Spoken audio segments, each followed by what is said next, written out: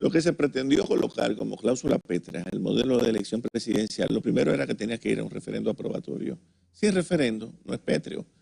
Es decir, se supone, la intención del presidente era, vamos a colocarlo ahí para que no se pueda modificar fácilmente. Pero para eso había que hacer el referendo. Si no lo hace, estás haciendo una modificación común y corriente y en virtud del principio de paralelismo de formas, de la misma manera y con el mismo procedimiento que tú haces algo, con ese mismo procedimiento lo deshaces. De manera que no se logró absolutamente nada de lo que se pretendía. Todo quedó, eso yo lo califico como un gatopardismo constitucional. Es necesario que todo cambie para que todo siga igual. Eso fue lo que pasó con la reforma que se acaba de hacer. Todo quedó igual. No se logró nada.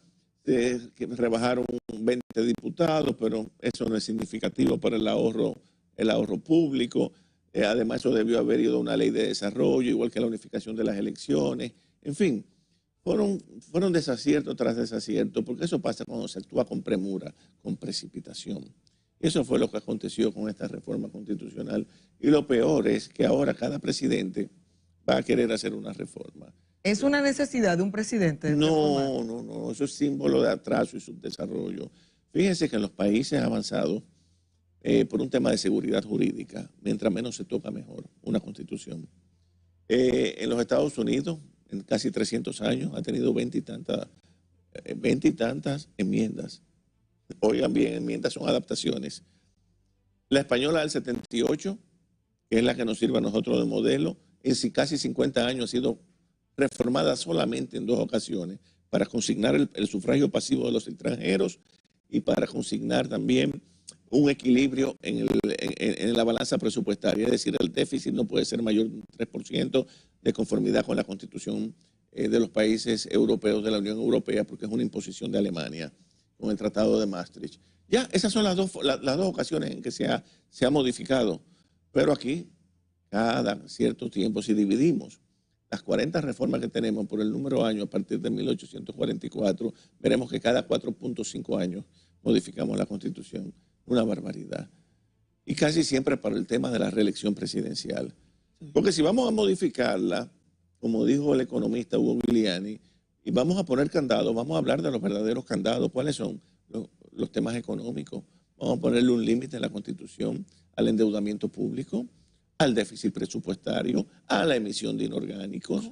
Vamos a tratar ese tipo de temas que son más trascendentes, más importantes, y no si son 2 periodos, si es un periodo intermedio, porque aquí los hemos tenido todos, si es reelección indefinida. Ese no es el problema. Ya yo creo que la sociedad dominicana ha madurado lo suficiente como para entender que 2 periodos son más que suficientes para cualquier gobernante. Claro. Exactamente. El modelo norteamericano. Sí. Doctor, usted decía en unas intervenciones previas a todas estas modificaciones también, en un programa que vi, que uno de los temas a la hora de modificar la Constitución era explicarle a la población el por qué tenía que hacerse, como una forma de que la misma población entendiera la necesidad de hacer esto. Nosotros tampoco vimos este proceso, viniendo de una persona como usted, que también es titular del Constitucional de la República, como que tiene una fortaleza. También esa parte, si no la puede ahí claro, se exponer. supone que en toda reforma se ponen los 2 textos, el actual y cómo quedaría con la modificación.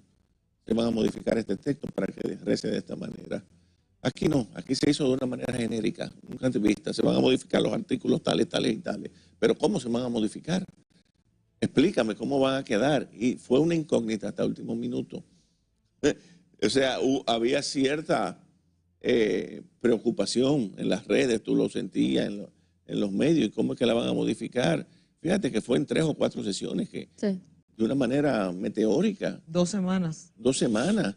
Una constitución no se modifica de esa manera. Se presupone que es producto de un consenso, de un debate entre ¿Era los diferentes actores necesario sociales. el referéndum?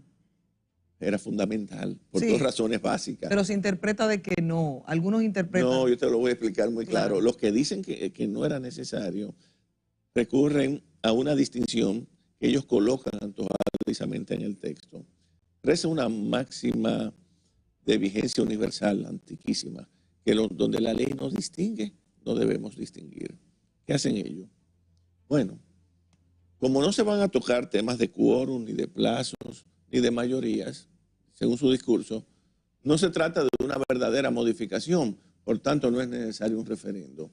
Y yo les decía, bueno, si yo a mi casa, para ponerlo más gráfico, le anexo una habitación, ¿la estoy modificando o no? ¿O le amplío la cocina?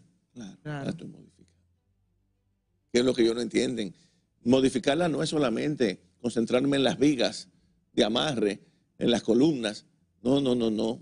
Es una modificación, que se dejen de tonterías. Entonces, con ese argumento, vienen con que no es necesario un referendo, pero observen ustedes que al momento de aprobarse, dicen, por excepción, esta reforma no contará con el referendo aprobatorio. Está reconociendo implícitamente que había que hacerlo. Que había que hacerlo. Doctor, Claro, eso se cae de la mata. Entonces, no me digan que ellos introducen una distinción hábilmente para decir, no, pero como no es algo sustancial, no hay que convocar al referendo. ¿Y quién ha dicho que tiene que ser sustancial? Sustancial es algo muy subjetivo.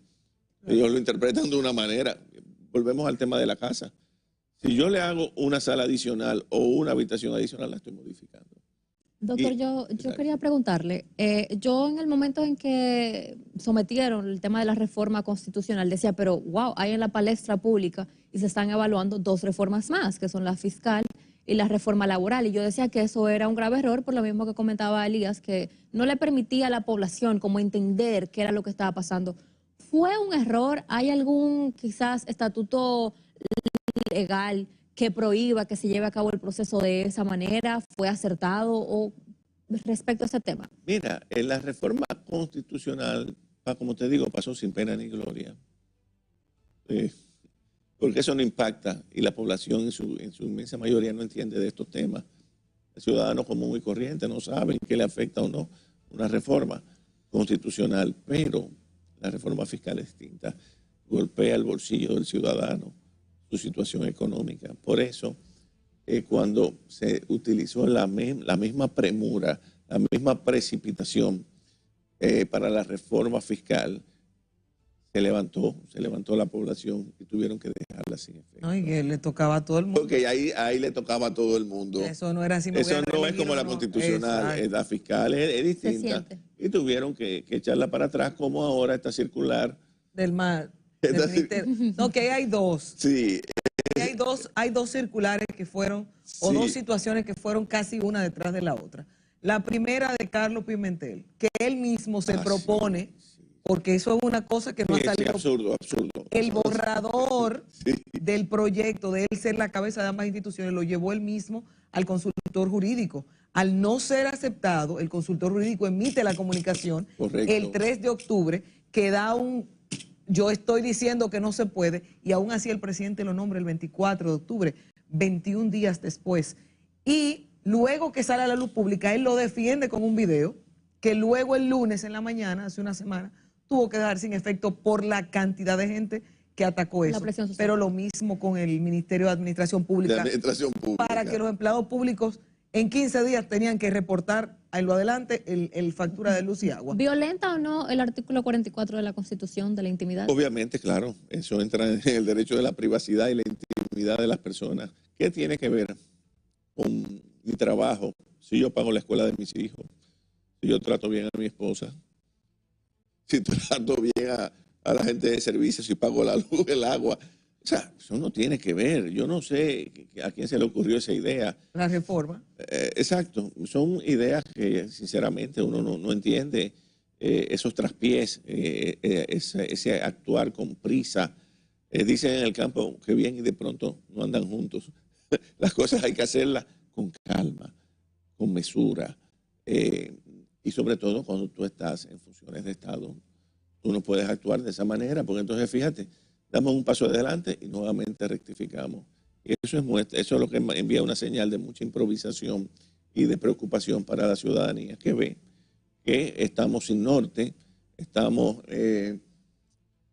actuando de manera un tanto díscola, y que no hay rumbo, y se supone obviamente que quienes dirigen un Estado, quienes dirigen un país tienen que tener muy claro el rumbo, No, y la yo brújula pregunto, puesta ¿dónde para están dónde los vamos. asesores? ¿Dónde Bueno. están los juristas? Claro, ¿A usted no lo claro. llama para consultarle esa cosa? A mí no me llaman para eso ni me invitan porque ellos ven en los medios de comunicación como Su postura. mi postura y buscan otros abogados que son especialistas en acomodar opiniones. Dios mío. Ustedes saben, porque Pero es el que derecho me- se presta a eso, sí, ¿eh? pero a mí me El da derecho no es vergüenza, matemática, sí. el derecho no es una ciencia exacta, entonces tú puedes siempre buscar una deriva, Interpretador. buscar, siempre es posible, Doctor. claro, pero tienes que hacerlo, óyeme, con un criterio de lógico, un criterio ético, vamos a llamar, y no estar acomodando las cosas y decir lo que el otro quiere escuchar. No. Eso, así se le hace un flaco servicio a la sociedad. Y entonces, yo entiendo que desgraciadamente los mandatarios suelen rodearse, y no me refiero al actual, a los anteriores incluso, suelen rodearse de personas incluso de abogados, que le aconsejan cosas que van en contra de lo que dice la propia consultoría jurídica. Es decir, tienen un grupo de asesores en la sombra y por eso se producen esos desfases como ocurrió con Carlos Pimentel. Ustedes pueden estar seguros que algún grupito de abogados le dijo al mandatario, eso es posible, eso se le busca Pero la su vuelta, propio hágalo así, y mira, pero y no su le hicieron propio- caso al consultor jurídico. Claro. Sí. Eso pasa. Sí. Doctor, usted fue parte del Tribunal Constitucional 2011-2017. 2018. 2018. Ha dado en las clases en la parte tanto en derecho administrativo como derecho inmobiliario. Sí. Está vinculado a la Academia de Derecho de la República Dominicana. Usted es una autoridad. Quiero establecer eso previo a la Gracias, pregunta. gracias. Es decir, no es una gente que está aquí opinando, una autoridad. No, ni ¿verdad? tratando de caerle simpático al Simpático a nadie. mandatario, nunca ha sido mi estilo. Por eso nunca me buscan, ni me interesa. Dos preguntas, Sí. dos preguntas a esa autoridad. ¿La reforma es anticonstitucional? Primero, ¿se podría declarar anticonstitucional en algún momento? Y segundo, ¿quiénes quedan en el tema ya de la política? ¿Quiénes quedan inhabilitados desde el punto de vista de ejercer una posible candidatura presidencial en esta reforma? Para agregarle a esa pregunta, en el discurso del presidente, yo estuve presente el día de la proclamación de la Constitución y él dijo, el que fue en el 16 no va en el 2020. Entonces, ¿habilita esta Constitución a Leonel Fernández e inhabilita a Danilo Medina o qué implica para las elecciones del 28? No. Queda inhabilitado Danilo Medina, queda inhabilitado el propio presidente Abinader. Leonel Fernández está perfectamente habilitado, puede ser candidato. Y con relación a si es inconstitucional, hay 3 recursos en el Tribunal Constitucional, 3 acciones directas contra la reforma. Ahora mismo ya. Sí, hay 3 recursos, lo que pasa es que no se le ha hecho caso. Wow. Incluso con medidas cautelares, pero obviamente lo más probable es que sean descartados, declarados inadmisibles, porque ya van a decir que ya carecen de objeto, porque la reforma se consumó, el hecho consumado. Sí. Pero hay 3 recursos, tengo entendido, y lo he visto en la prensa. Y con relación a si es inconstitucional, a mi juicio, sí, porque no se hizo el referendo. Pero ¿qué ocurre? Más que inconstitucional, es una reforma inconclusa. Inconclusa. No terminó, como fue inconclusa la del 2015, cuando Danilo la modificó para ser candidato en el 16. En ese momento yo estaba en el Tribunal Constitucional y emití un voto disidente diciendo que lo mismo que estoy diciendo ahora, que era necesario un referendo, que esa modificación había sido al margen de la Constitución como lo es esta. O sea que la misma opinión que tenía en ese entonces es la misma que estoy ratificando ahora. No la estoy cambiando como otros que opinaban una cosa en aquel entonces, ahora opinan otra. No, es la misma. De manera que es penoso que en nuestro país, en aspectos tan importantes como ese, se proceda a este tipo de maniobras de modificarla y decir que por excepción en esta reforma no será el referendo. Tú estás reconociendo que había que hacerlo. Claro. Cuando hace esa afirmación en la parte final del texto. Sí. Claro. Lamentablemente por cuestión de tiempo, como decimos, debemos queremos Demasiado darle bueno, pero demasiado bueno y como que lo bueno te se pone Que tan lo traigan de corto. nuevo. Darle las gracias al doctor Justin Gracias, Curi, gracias a ustedes. jurista, ex miembro titular del Tribunal Constitucional de la República Dominicana y una persona que nos permite tener esa visión tan clara y tan amplia de temas tan importantes como esta reforma constitucional. Agradecerle su presencia, Gracias a doctor, ustedes, y gracias. a ustedes mañana aquí tempranito desde las 6 de la mañana en la primera hora. Bye bye. Bye.